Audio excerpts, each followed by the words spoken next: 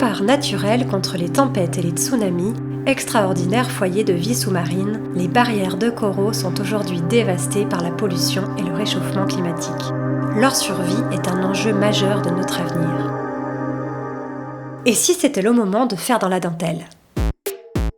Corail Artefact se définit comme un écosystème économique, art, sciences et industrie par le plasticien et créateur du projet Jérémy Gobet. Sa découverte ahurissante de la similarité des structures naturelles du corail et de celle du point d'esprit de la dentelle au fuseau du Puy-en-Velay offre aujourd'hui l'espoir de pouvoir offrir une aide pérenne et écologique à la restauration des massifs coralliens. Depuis 2017, il porte ce projet protéiforme, créant rien de moins qu'un langage commun entre son installation artistique initiale, les expériences scientifiques et les recherches industrielles qui s'en sont inspirées. Et si, à l'image de ce formidable eureka collectif, face à des problèmes concrets que nous ne pouvons résoudre isolément, on osait imaginer sortir de nos cadres, solliciter les autres et réunir plusieurs disciplines autour d'une problématique. C'est le propre de la philosophie des communs. David Valla, économiste et enseignant-chercheur à Lyon 1, développe pour nous cette approche relevant de la pensée complexe, opposée à la pensée analytique de notre organisation traditionnelle. Au lieu de diviser les tâches et les personnes, découpage propre au taylorisme, elle propose une démarche globale, systémique, pour résister à l'entropie et à la détérioration des systèmes. Mettre en liaison les capacités créatives des personnes, mettre les cerveaux en réseau. À l'heure d'Internet et des enjeux mondiaux, rien ne paraît moins farfelu et plus urgent. Écoutons les deux intervenants expliciter le lien passionnant entre coraux et communs dans cet aperçu de la conférence intitulée « Deux utopies concrètes pour penser autrement l'économie, l'écologie et la société ». C'est assez passionnant, c'est ce qu'on va voir ce soir.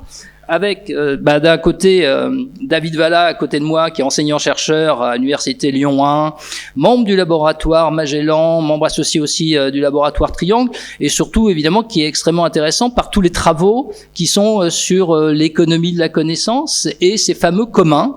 Et puis dans l'interaction, Jérémy Gobet, artiste plasticien, lauréat du prix Bulukian en 2011, qui va nous parler d'un projet Corail Artefact. Et alors, là, c'est absolument passionnant, parce que c'est l'artiste qui crée quelque chose qui a un véritable lien, à mon avis, entre la science, l'art et l'industrie.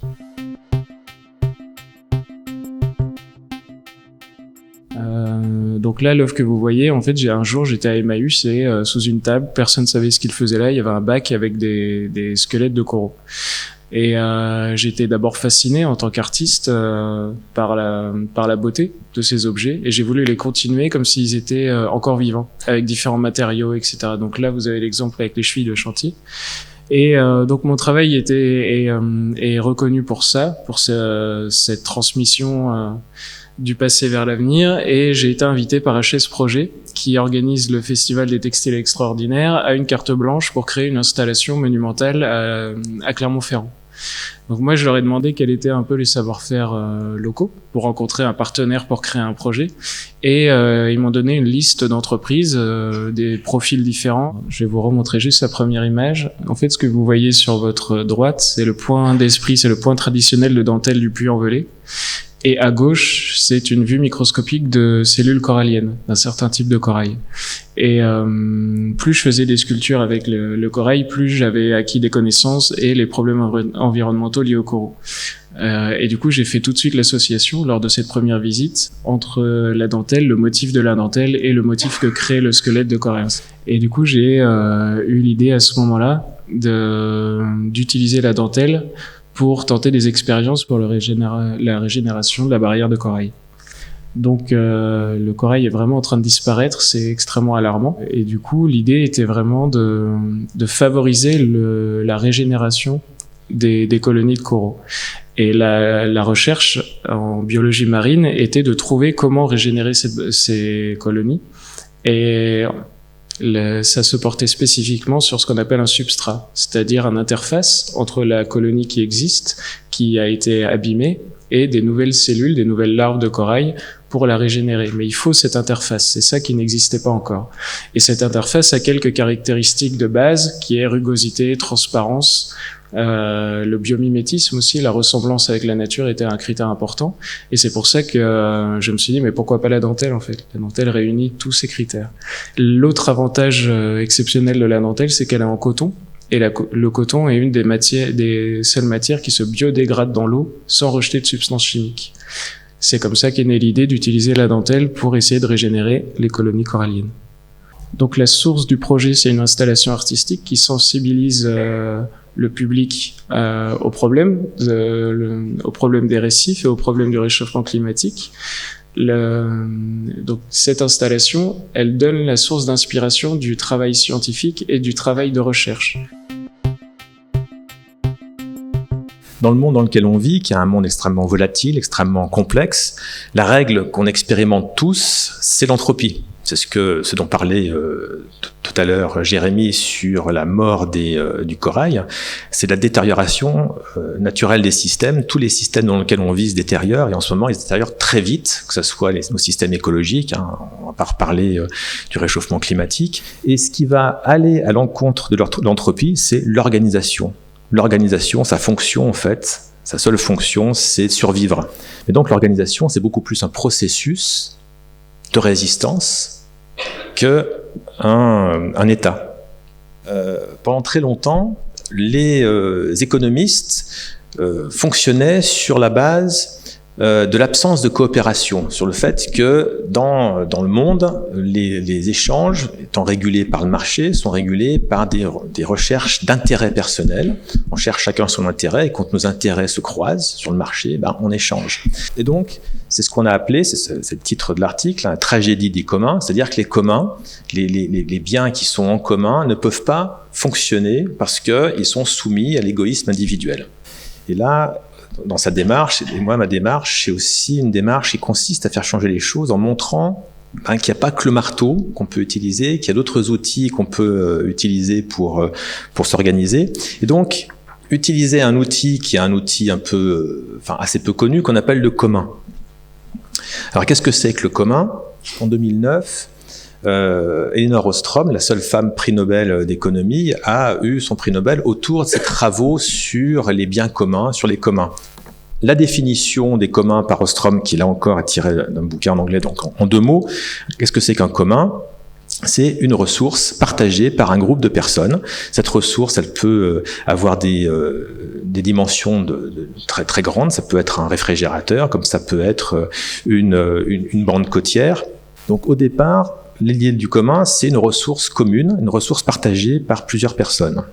Au-delà simplement d'une ressource et des attributs d'exclusion et de rivalité, il y a d'autres choses qui caractérisent un commun. Et petit à petit, on va s'en rendre compte. Par exemple, ce qui caractérise le commun, ce sont des faisceaux de droit. Ce sont des règles qu'on se donne pour fonctionner. Donc, si tu manges les yaourts, tu vas acheter des yaourts. Si tu n'as pas le droit de manger les crèmes au chocolat sont pour moi. Donc, dans le commun réfrigérateur, on se donne des règles, des faisceaux de droit. Il y a des gens qui ont accès, des gens qui n'ont pas accès, ou des gens qui ont des accès limités. Et puis, troisième caractéristique qui est essentielle, c'est le mode de gouvernance. Un commun, ce qui fait un commun, c'est un pilotage. Donc, on a des biens communs qui ne sont pas des communs. La couche d'ozone, c'est un bien commun. On en a tous besoin, elle se détériore, mais pour l'instant, elle n'est pas régulée, elle n'est pas pilotée, donc c'est pas un commun.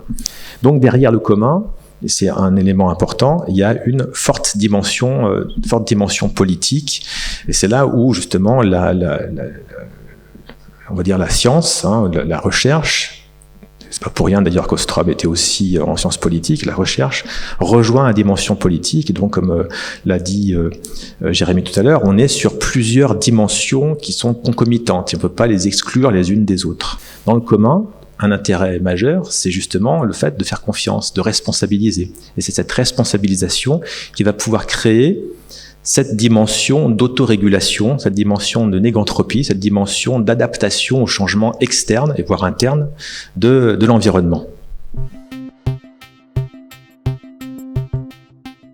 L'art, c'est toujours un vecteur de sensibilisation. mais seul, ça n'avance pas assez. Pour moi, en tout cas pour ce projet. Ce que je voulais vraiment pour ce projet, qui est un peu une sorte de convergence de toutes les prérogatives de ma recherche artistique, c'était aller plus loin. C'est-à-dire, c'est une œuvre qui fait changer les choses. Et ce que je veux vraiment faire avec le projet Corail Artefact, c'est leur montrer que c'est pas notre responsabilité de fait, mais on a quand même le pouvoir d'agir. Mon idée d'utiliser la dentelle, c'est un pansement, c'est une solution d'urgence. Mais aussi, c'est un projet modèle, et ce fonds de dotation, une fois que nous, on a financé notre projet, l'idée, c'est de devenir moteur d'autres projets, et toujours d'associer des artistes dans le processus. Ce modèle de la communauté, il se fonde sur une culture de la collaboration. Et donc, cette culture de la collaboration est un élément qui va renforcer et structurer le fonctionnement du commun. Ce modèle organisationnel basé sur la communauté, qui fonctionne comme un commun, on en a des déclinaisons à travers ce qu'on appelle les nouveaux espaces collaboratifs, les hackerspaces, les makerspaces, les Fab Labs, etc., les espaces de coworking, qui sont souvent pensés comme des communs, c'est-à-dire que ce sont des lieux de production collaborative de connaissances où les gens viennent pour faire des choses, mais surtout pour apprendre les uns des autres, et qui se basent sur le modèle de la communauté.